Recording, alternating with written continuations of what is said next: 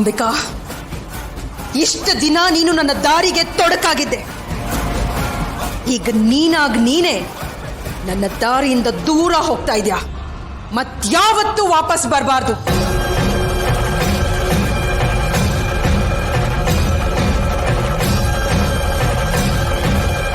ಅಮ್ಮ ಅಮ್ಮ,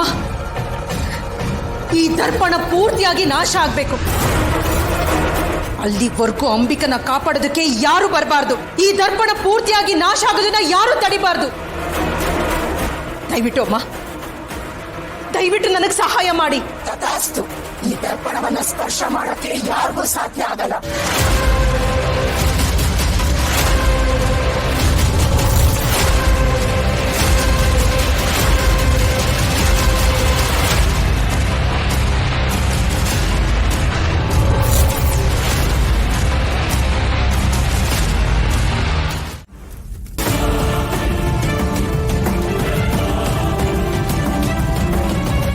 ನೀವ್ ಹೇಳಿದ ಕೆಲಸ ಆಗಿದೆ. ಯಾರೋ ಇದಾರಲ್ಲ ಅಲ್ಲಿ, ಯಾರಿರ್ಬೋದು? ಮಾಯಾ ಹೋಗಿ ಅವ್ರ ಹತ್ರ ನೀವ್ ಹೇಳಿದ ಕೆಲಸ ಆಯ್ತು ಅಂತ ಹೇಳ್ತಿದ್ದಾಳೆ. ಅಂದ್ರೆ ಯಾರೋ ಮಾಯನ ಹತ್ರ ಇದನ್ನೆಲ್ಲ ಮಾಡಿಸಿದ್ದಾರೆ.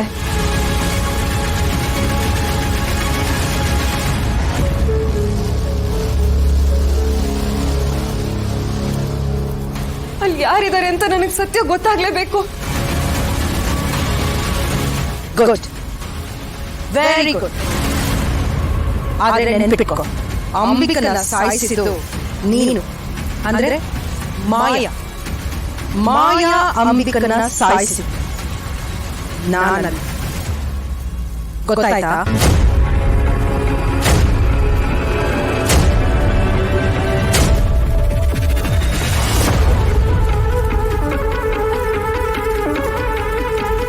ಅಯ್ಯೋ ದೇವ್ರೆ, ನಾನು ವಾಪಸ್ ಕೂಡ ಹೋಗ್ಬೇಕು.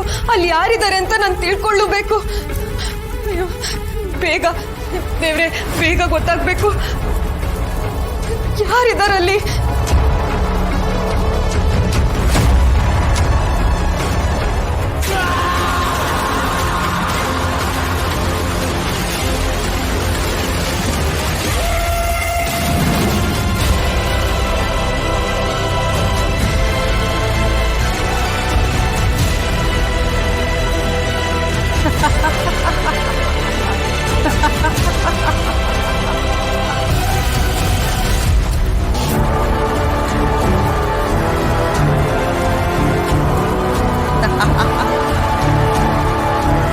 ಅಂಬಿಕಾ, ನಿನ್ನ ಕನಸಿನ ಲೋಕದಲ್ಲಿ ನಿನ್ನ ಹಿಡಿದು ಬಿಟ್ರೆ ಎಷ್ಟು ಸಲ ಬೇಕಾದ್ರೂ ನಿನ್ನನ್ನ ಸಾಯಿಸ್ತಾ ಇರ್ಬೋದು.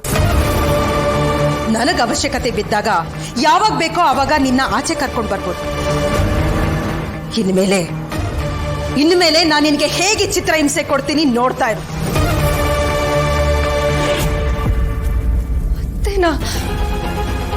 ಅತ್ತೆ, ನನ್ನ ಸಾಯಿಸಿದ್ದು ಅತ್ತೆನಾ? ಇಲ್ಲ, ನಾನಿದನ್ನ ನಂಬಲ್ಲ. ಅತ್ತೆ ನನ್ನ ಯಾಕೆ ಸಾಯಿಸ್ತಾರೆ?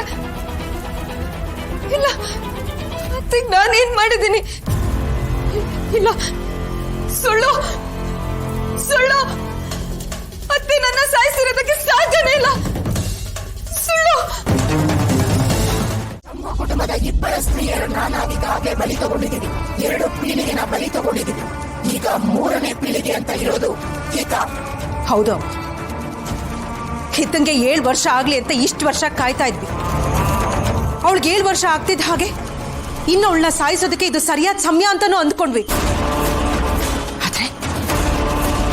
ಆದ್ರೆ ಹೌದು, ಇವತ್ತೇನ್ ನಡೀತೋ ಅದು ಅನಿರೀಕ್ಷಿತ. ಅಂಬಿಕನ ತಾಯಿಯ ಆತ್ಮ ಈಗಾಗಲೇ ನಮ್ಮ ಹತ್ರ ಇದೆ. ಹೌದು ಅಮ್ಮ, ಅಂಬಿಕನ ಕೊಂದ್ವಿ, ಅವಳ ತಾಯಿನ ಕೊಂದ್ವಿ. ಇನ್ನು ಸುಲಭವಾಗಿ ಹಿತ್ತನ ಬಲಿ ತಗೋಬಹುದು ಅಂತ ಅಂದ್ಕೊಂಡಿದ್ದೆ. ಆದ್ರೆ ಅಂಬಿಕನೇ ಹಿತ್ತನ ರಕ್ಷಣೆಯಾಗಿ ನಿಲ್ತಾಳೆ ಅಂತ ನಾನು ಅಂದ್ಕೊಂಡಿರ್ಲಿಲ್ಲ ಅಮ್ಮ. ಇದ್ರ ಜೊತೆಗೆ ಇದ್ದಕ್ಕಿದ್ದ ಹಾಗೆ ಅಂಬಿಕಾ ಸತ್ಯದ ಹುಡುಕಾಟಕ್ಕೆ ನಿಲ್ತಾಳೆ ಅಂತ ನಾನು ಊಹೆ ಕೂಡ ಮಾಡಿರ್ಲಿಲ್ಲ. ಭಯ ಆಗದಮ್ಮ. ಅಂಬಿಕಾ ನೆನೆಸ್ಕೊಂಡ್ರೆ ನನಗೆ ಭಯ ಆಗ್ತಿದೆ. ಸಾವಿನ ಮನೆ ಬಾಗಿಲು ತಟ್ಟಿ ಬಂದಿದ್ದೀನಿ. ನನ್ನನ್ನ ಸಾಯಿಸಿ ಬಿಟ್ಟಿರೋಳು, ನನ್ನನ್ನ ಸಾಯಿಸಿ ಬಿಟ್ಟಿರೋಳು ಅಮ್ಮ. ಹೌದು ಮಾಲವಿಕಾ, ಮೋಸಕ್ಕೊಳಗಾಗಿರೋ ಆತ್ಮದ ಕೋಪ ಅದು ತುಂಬಾ ಶಕ್ತಿಶಾಲಿ. ಅದ್ರಲ್ಲೂ ಸತ್ಯ ಗೊತ್ತಾಗಿದ್ದ ದಿನ ಅದರ ಶಕ್ತಿ ತುಂಬಾನೇ ಬಲಾಢ್ಯವಾಗಿರುತ್ತೆ. ಹಾಗಾದ್ರೆ ಮುಂದೇನಮ್ಮ? ಆ ಶಕ್ತಿ ತುಂಬಾ ದಿನ ಮುಂದುವರಿಯಲ್ಲ. ಆದ್ರೆ ಈಗಾಗ್ಲೇ ಅಂಬಿಕನ್ ಸತ್ಯ ಗೊತ್ತಾಗಿದ್ಯಲ್ಲ.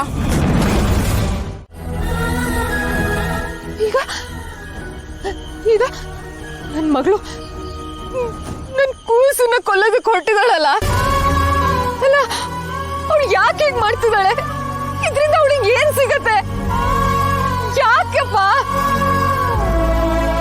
ಅಮರತ್ವ, ಅಮರತ್ವ, ಅಮರತ್ವ ಗುರಿ.